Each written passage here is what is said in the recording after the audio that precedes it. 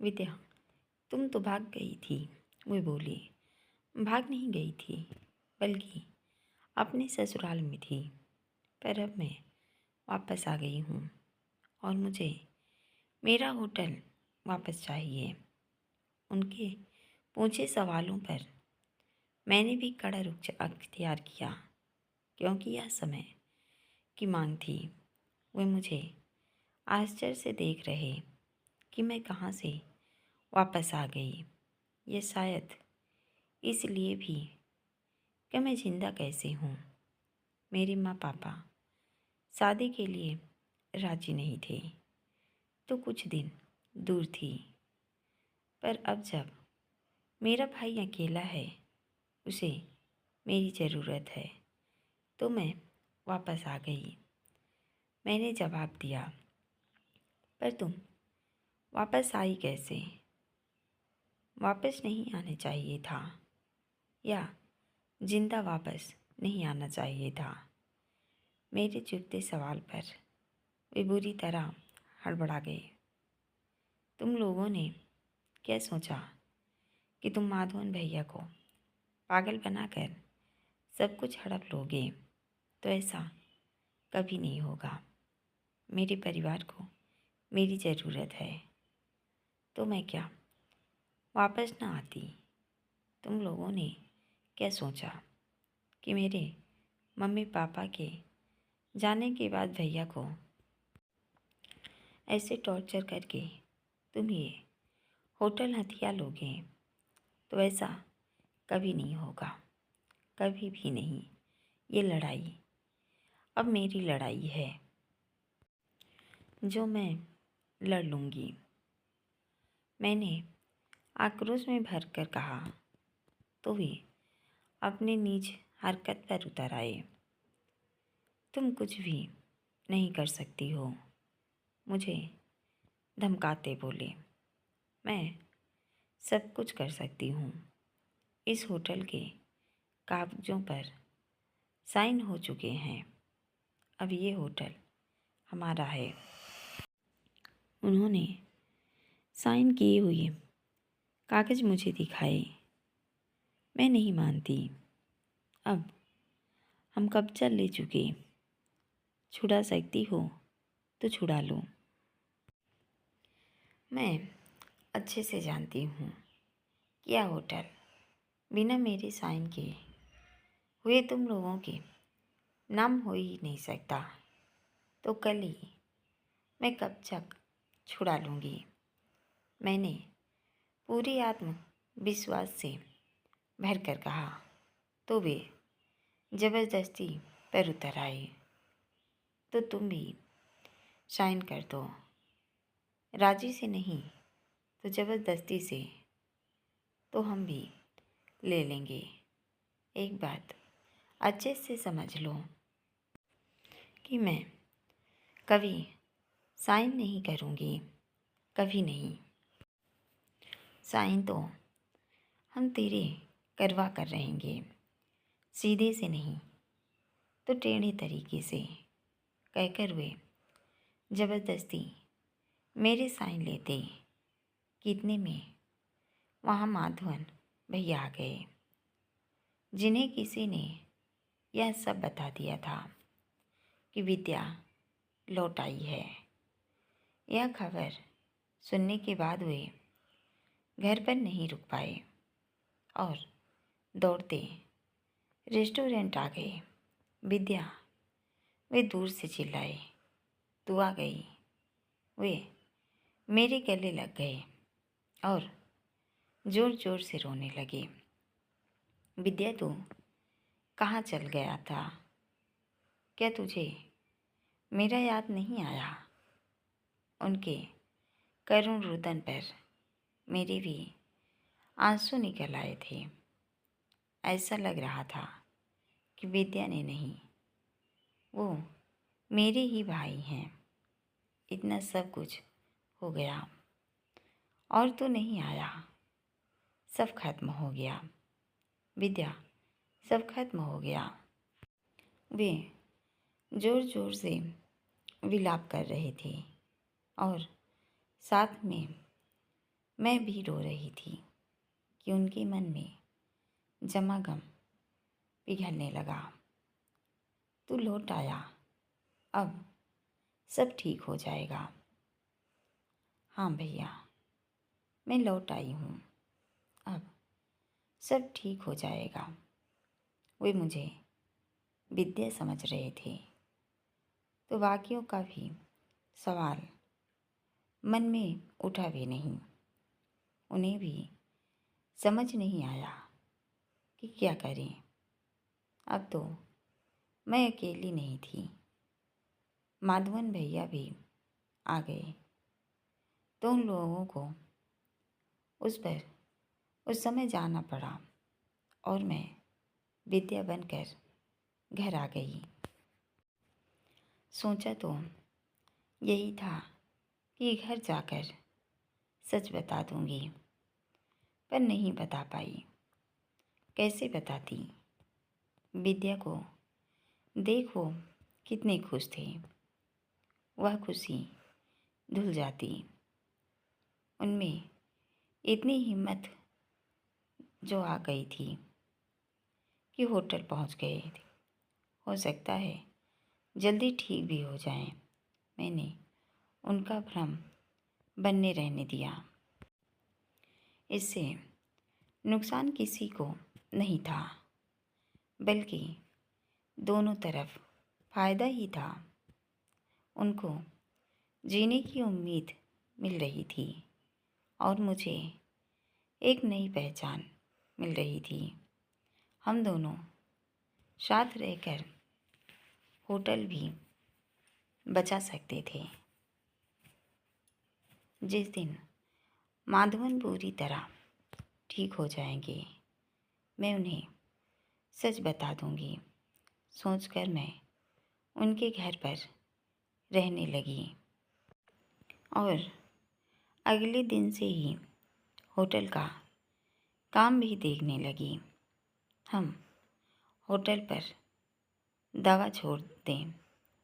उन्होंने मुझे कई तरह की धमकियां देना शुरू कर दिया, पर मैं ठान चुकी थी कि मैं उनकी धमकियों के आगे नहीं झुकूंगी और न मैं झुकी। मैं पुलिस के पास गई। वहाँ मैं लिखित में शिकायत दी, पर उन्होंने कोई सहयोग देने की बजाय बस खाना पूर्ति करते रहे। तो मैं शहर के मेयर के पास गई। वह भी एक लेडी थी।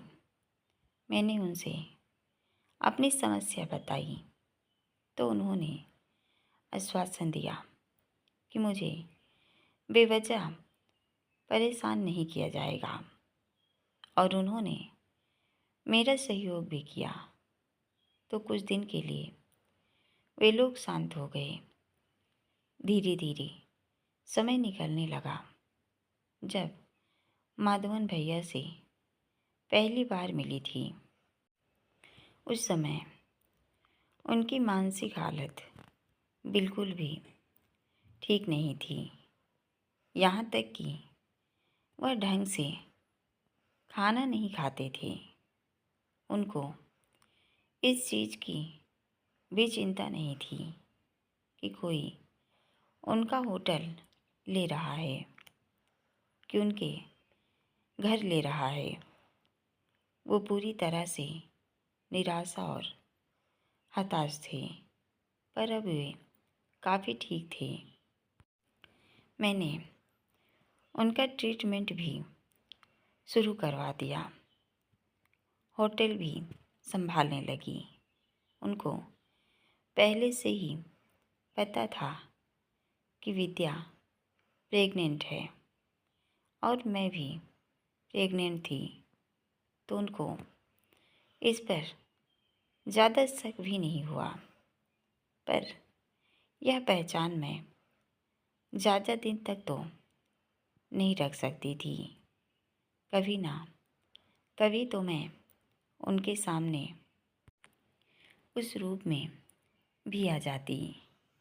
इसलिए मैंने मेकअप की जगह मेलानिन बढ़ाने वाला ट्रीटमेंट शुरू कर दिया। साथ ही तिल और वे सभी निशानियां हटा दी जो मुझे आहाना साबित करती। ऐसा नहीं था कि मैं उन्हें सच नहीं बताना चाहती थी, पर उस समय हालात ही ऐसे थे। मुझे भी एक पहचान चाहिए थी जहाँ मैं अपने बच्चों को सुरक्षित माहौल में जन्म देना चाहती थी। और इस कोशिश में मैं पूरी तरह विद्या बन गई। होटल का काम भी मैंने पूरी तरीके से संभाल लिया। होटल घाटे में चल रहा था, उसे बचाने पैसे की ज़रूरत थी। मेरे पास जो भी पैसे और नकदी पड़े थे, मैंने उनका और जो बैंक अकाउंट में पैसे पड़े थे वह भी निकलवा लिए और इस तरह होटल में इन्वेस्ट कर उसको फिर से सामान कर दिया। मेरी प्रेगनेंसी का समय भी नज़दीक आ गया।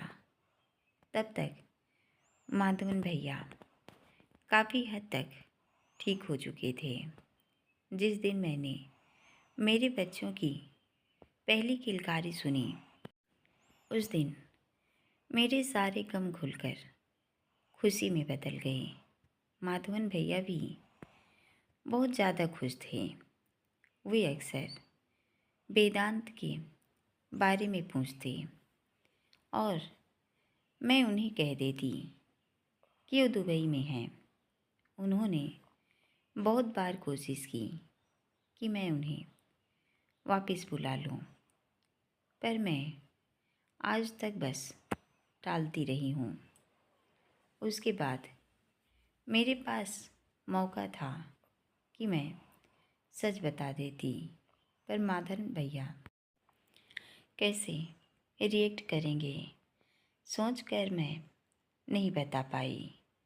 मैं भी विद्या ही बने रहना चाहती थी, आहाना नहीं बनना चाहती थी, क्योंकि अब मेरे पास ज़िंदगी जीने की, आगे बढ़ने की वजह थी मेरे बच्चे, माधवन भैया और मेरा रेस्टोरेंट।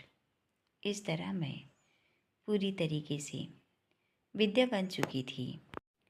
मैंने कारण देकर अपने साइन भी बदल दिए और इस तरह मैं आहाना से विद्या बन गई। कहकर उसने गहरी सांस ली और चुप हो गई। क्या माधवन को अभी भी पता नहीं है कि तुम विद्या नहीं आहाना हो? नहीं, मैं बता ही नहीं पाई। ये तो गलत है। वो अब बिल्कुल ठीक है, तो क्यों नहीं सच बताया? उसने हैरानी से पूछा। मैं उन्हें यह दुख देना ही नहीं चाहती कि उनकी बहन अब इस दुनिया में नहीं रही, वरना वो फिर से जीने की हिम्मत खो देंगे। अब मैं ही उनकी बहन हूँ और वो मेरे भाई हैं। यही कारण भी रहा कि मैं कभी मुंबई वापस लौट ही नहीं पाई। मेरी ज़िंदगी में जो भी खाली जगह थी सब भर गई, पर ये तो गलत है। उन्हें अंधेरे में रखना हुआ। मैं कहाँ गलत हूँ बताना। मैं माधवन भैया को दुख नहीं देना चाहती हूँ। सच जानकर वे बिल्कुल टूट जाएंगे, फिर से उसी हालत में पहुँच जाएंगे ऐसा भी नहीं है कि मुझ पर कोई ब्लेम भी लग सकता है कि मैं उनके होटल क्यों चला रही हूँ। जब मैंने उन्हें संभाला था उस पर कर्ज था।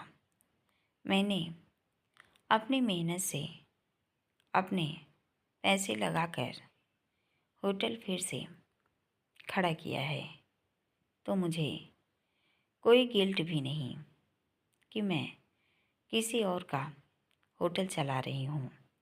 मैं अब विद्या ही रहना चाहती हूँ। इसीलिए मैंने खुराना साहब को भी यकीन दिला दिया कि मैं विद्या ही हूँ, ताकि वह लौट जाएं। उनकी और मेरी ज़िंदगी में ज़मीन आसमान का फ़र्क है। वो एक बिजनेस टाइकून हैं और मैं एक साधारण सी लड़की। उनके और मेरे सपने में बहुत अंतर था। मैं यहाँ खुश हूँ मेरे बच्चों के साथ।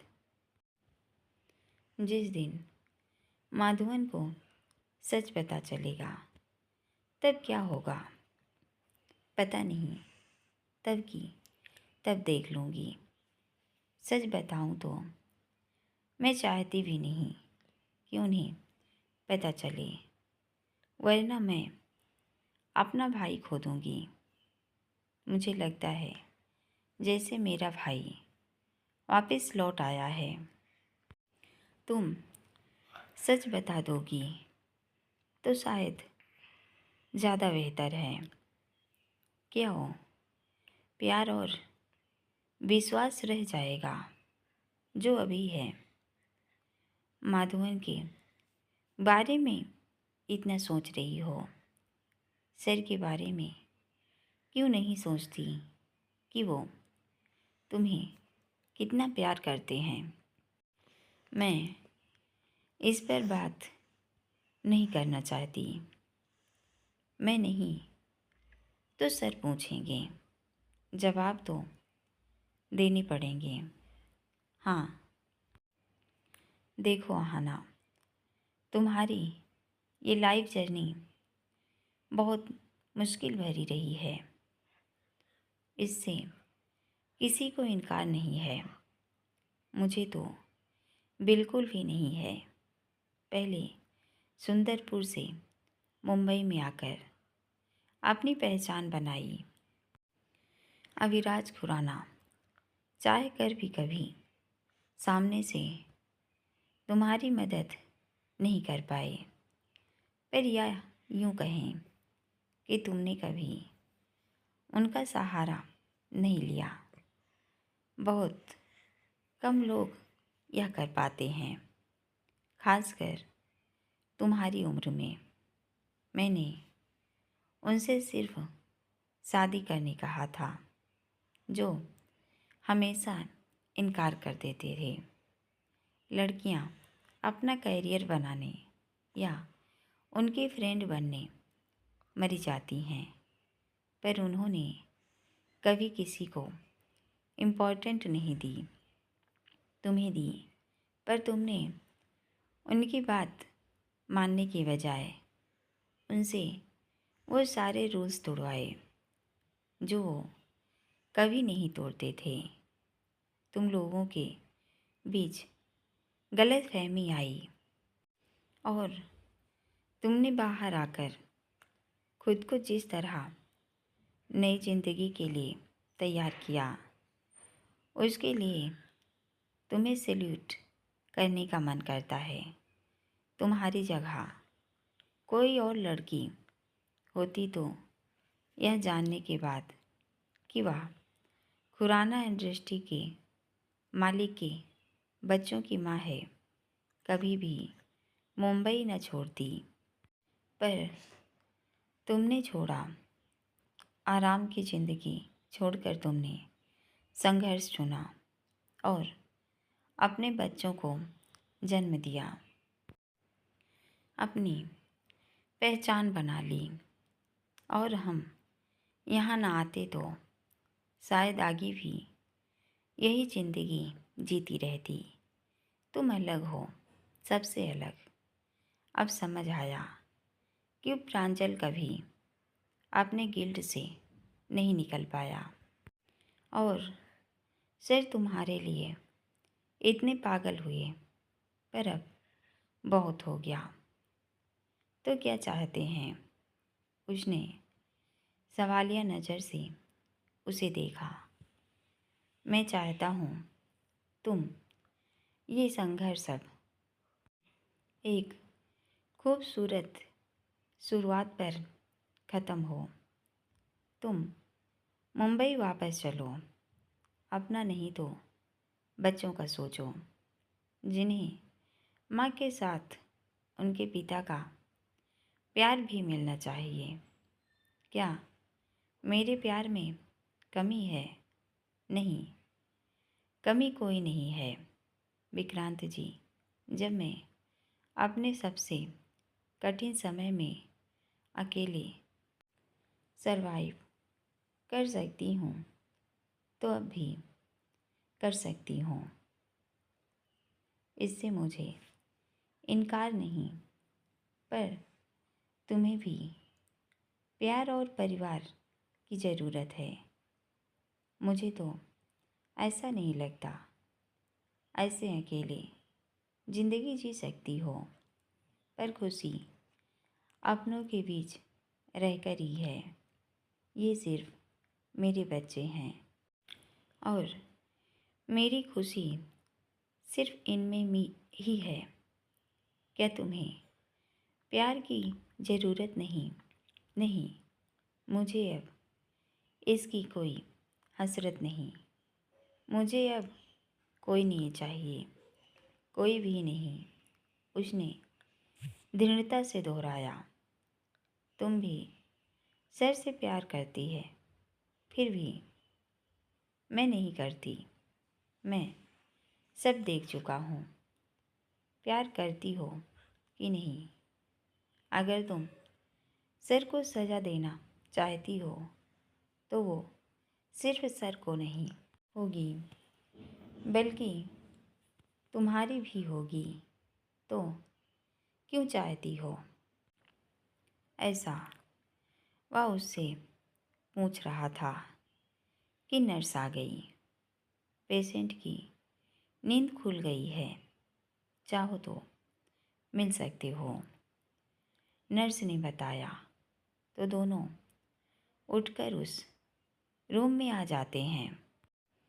देखा तो अविराज उठा हुआ था। उन्हें आया देख उसने आंखें खोली। कैसे हैं सर? विक्रांत ने उससे पूछा। मैं ठीक हूँ, वह धीरे से बोला। आहाना भी उसके पास आ गई थी। कैसे हैं आप? उसने पूछा। मैं ठीक हूँ, तुम ठीक हो? हाँ। बच्चे कैसे हैं? वो भी ठीक हैं। मिली उनसे? हाँ, अब तक हॉस्पिटल में ही थे। अब कहाँ हैं? घर भेज दिए। मैं उनसे मिलना चाहता हूँ। उसने अपनी इच्छा जताई। सर, ठीक हो जाइए, फिर घर चलते हैं। बच्चों से भी मिल लीजिएगा, विक्रांत बोला। पर आहाना बहुत असमंजस में है, क्योंकि थोड़ी देर में वहाँ माधवन पहुँचने वाला है। अगर वह अविराज के साथ बच्चों को देखेगा तो क्या सोचेगा?